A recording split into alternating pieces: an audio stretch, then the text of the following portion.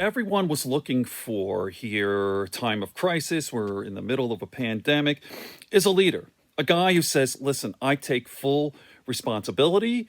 That the previous administration make some mistakes, that's fine. A real leader would say, listen, I am the president of the United States. I take full responsibility for this. Maybe Donald Trump should read a book by Jocko Willink called Extreme Ownership.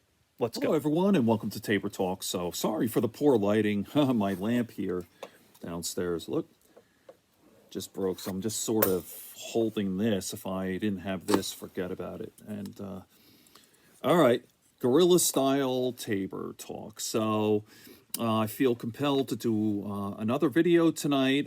Hey, by the way, I have to do at least one Trump video a day.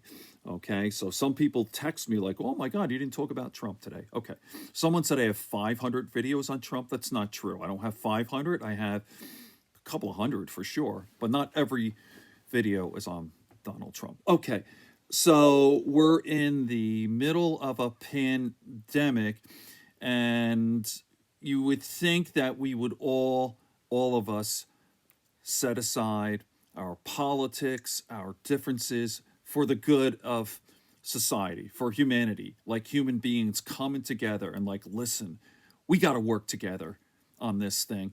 And you have Donald Trump, who all he gives a shit about is his ego.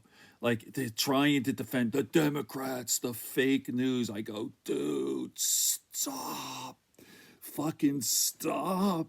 You know, it's just incredible where it's for the past 3.5 years. It's Obama's fault. It's Obama. Like, there's a book out that was released a couple of years ago with Navy SEAL Jocko Willink. The name of the book is called Extreme Ownership. Dude, you're the leader of the free world. The buck stops here.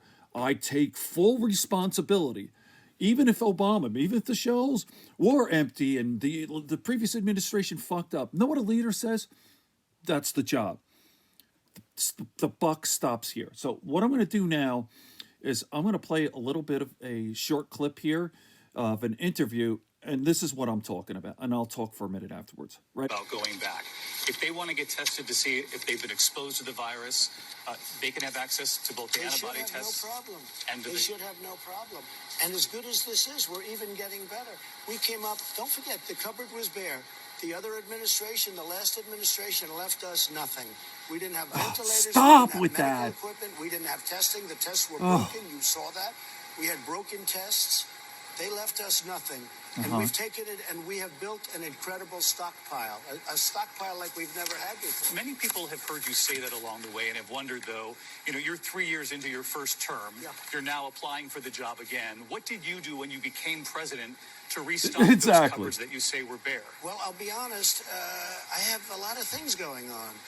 We had a lot of people that refused to allow the country to be successful. They wasted a lot of time on Russia. That turned out to be a total hoax. Not a hoax. They did Ukraine, and that was a total hoax. Not a hoax, asshole. Okay, sorry about that. Continue on again. The Russia hoax, which was obviously not a hoax. He should have been removed then, impeached and removed then. The Ukraine thing, seeking the aid from a foreign government. I'm going to go over this. I have killed that to death. But it was not a hoax or a waste of time. And again, he continues on. I was actually had a technical difficulty, but let me just continue on with this. How can anyone stand this fucking asshole? Well, I'm talking to the people who continue to support him, the deplorables. Like this is your guy? This guy? Who's always blaming other people? Here we go. Ready? Then they impeached the president of the United States for absolutely no reason. No reason? 197 to nothing vote by the Republicans. So for those following along at home, it's Obama's fault, but also impeachment's fault, but also the Russia probe's fault that the president, who went golfing 249 times, didn't have time to restock the national stockpile. 249 times. Got it. I mean, seriously, this is the guy who claimed ad nauseum that Obama left him empty cupboards, and when pressed on the fact that Obama left office in 2017 and it's currently 2020, His excuse was that he had a lot of things going on. Trump spends more time live tweeting episodes of Sean Hannity and Judge Jeanine than doctors spend in hospitals. But we're supposed to believe that he didn't have time to prepare for the inevitability of a pandemic? After SARS and MERS and Zika and Ebola and H1N1, he really didn't know that another one was possible? And what's worse is that he says this while simultaneously blaming Obama, who isn't even the president. So it's Obama's fault for not restocking the shelves as late as 2019 when the actual president couldn't possibly have done it because he was too busy. Yeah, no, makes total sense. He even blames his own impeachment for somehow not allowing him to restock the national stockpile. But here's the thing. Trump brought the impeachment upon himself. Impeachment was punishment for Trump's willful decision to extort a foreign country for dirt on his opponent and then orchestrate a large-scale cover-up. If you rob a convenience store and then get arrested, you don't get to blame the police for wasting your time by throwing you in jail. That is the direct result. Impeachment is a consequence of his voluntary decision. If Trump breaks the law, he should probably be prepared to spend a little time suffering the consequences of breaking that law.